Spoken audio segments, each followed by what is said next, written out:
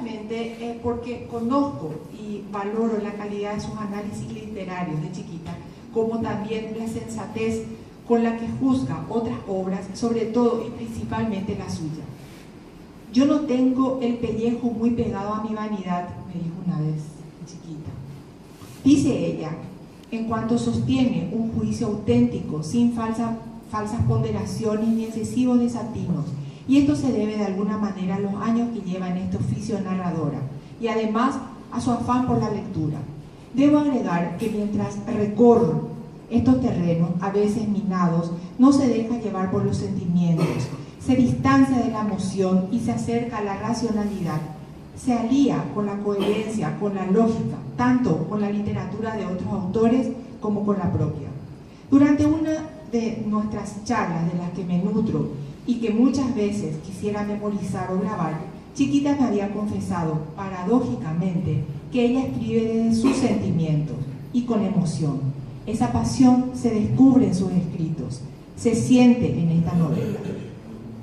Por lo ya mencionado, creo que Donde van los gatos cuando llueve es una historia escrita por una novelista con fuerza, con oficio, con criterio, con garras, y que deja al lector atrapado en las garras de un narrador extraño, ya que se trata de Osiris, el gato. En la voz de este felino y en otras, vamos adentrándonos en esta saga escrita con un estilo depurado y un lenguaje nítido, en la que se encuentran descripciones y denuncias que no dejan de conmover. También nos encontramos con historias que nos hablan de encuentros amorosos, censuras, abusos, mentiras, silencios provocados, muertes, citas clandestinas, exilios. Y a pesar de hallarnos en diversos escenarios,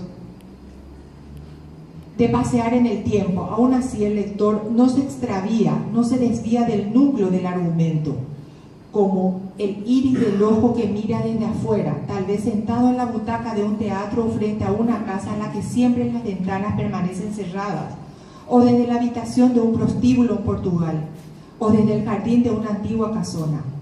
La autora con oficio nos mantiene compenetrados hasta el final de la historia, hasta aquel remate contundente, como contundente es la narración en la que se entrecruzan y se entretejen historias. Esta hazaña literaria que galantea de pronto con el realismo mágico, ¿acaso no pretende ahogarnos también a nosotros, sus lectores, en una laguna infestada de hipocresías, culpas, suicidio y aventuras de terror con falsos héroes? Chiquita Barreto, con astucia felina, monta la trama, otorgándoles a sus personajes la libertad para denunciar sus padecimientos, sus experiencias, y a la vez se explaya en un análisis del sistema político, como el episodio del 8 de febrero de 1975, la masacre de Caaguazú. También expone los abusos, presiones y repudios a los que fueron sometidas las mujeres de esta novela y en esta sociedad. Dice: cuando volví del viaje de fin de curso que hicimos solo yo y mis padres, ya estaba comprometida. Pensé en mi vida de casada como en un cuento de hadas. Punto. Me equivoqué. Las declaraciones, denuncias, desde la mirada propia e independiente de cada uno de los personajes, los que nos van contando en la voz de Osiris, su destino y los de otros integrantes de una misma familia, de un clan que se maneja con códigos y reglas inquebrantables, todos seres mutilados emocionalmente. Dichas revelaciones vistas desde diferentes rincones y miradas nos permiten reconocer algunas características que padecemos ciertos humanos y nos permiten identificar situaciones en las que nos vamos desdoblando o desplazando, a veces disfrazándonos en mentiras y siendo juzgados desde diferentes ópticas, lentes, como la de aquel fotógrafo que retrató a la familia completa.